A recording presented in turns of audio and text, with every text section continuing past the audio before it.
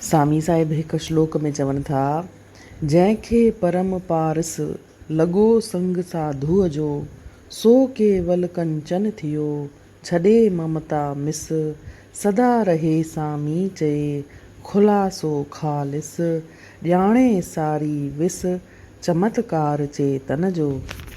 हिन जो लफ़्ज़ी माना हिन नमूने आहे, जंहिंखे परम पारस लॻो संग साधुअ जो।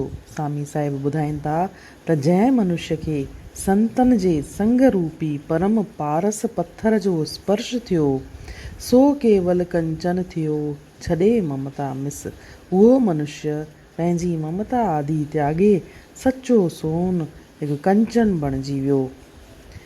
सदा रहे सामी चए, खुलासो ख़ालिस, ॼाणे सारी विस, चमत्कार चेतन जो। ऐं अहिड़ो मनुष्य हीअ सारी सृष्टि, हिन सारे विश्व जे चेतन में परम ब्रह्म जो चमत्कार थो सम्झे, उनखे हू चमत्कार थो सम्झे। हाणे हिन में हरद्वाणी साहिब हिन जो गूढ़ो अर्थ हीअं ॿुधायो आहे त संग मुहबत जे करे इंसान में सुठा या बुरा संस्कार अचनि था। इंसान जंहिं खेत्र में वातावरण में रहे थो, उनजो उन ते असरु ज़रूरु थिए थो। सत्संग जे बारे में पिणु इहा ॻाल्हि चई सघिजे थी। संतनि जे संग जो मनुष्य ते सदाईं सुठो प्रभाव थींदो आहे।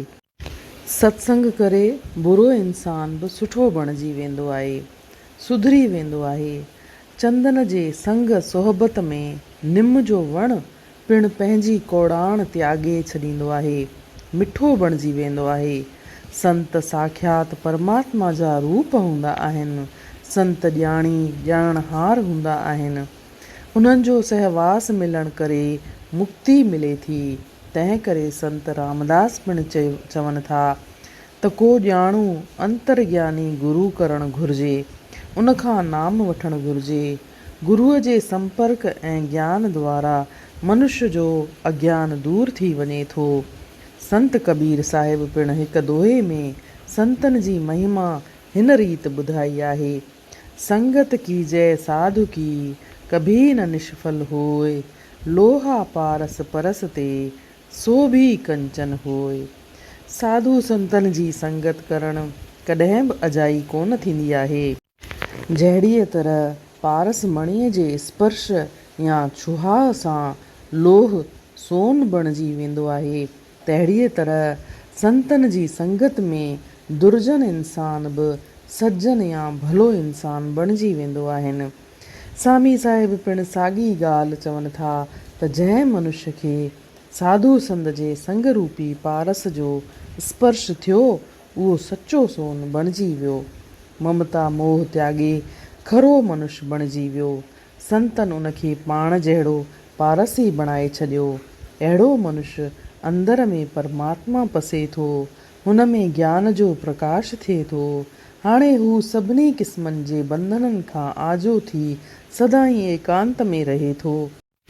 हाणे हू सम्झे थो त हीउ सारो जगत पर ब्रह्म परमेश्वर जो ई चमत्कार आहे। इहा दृष्टि अंतर जी बूझ संतनि जे संग में अचण करे ई मनुष्य खे प्राप्त थिए थी। होए शुद्ध मिट कलुषता, सब संगत को पाए, जैसे पारस को परस, लोह कनक हुए जाए।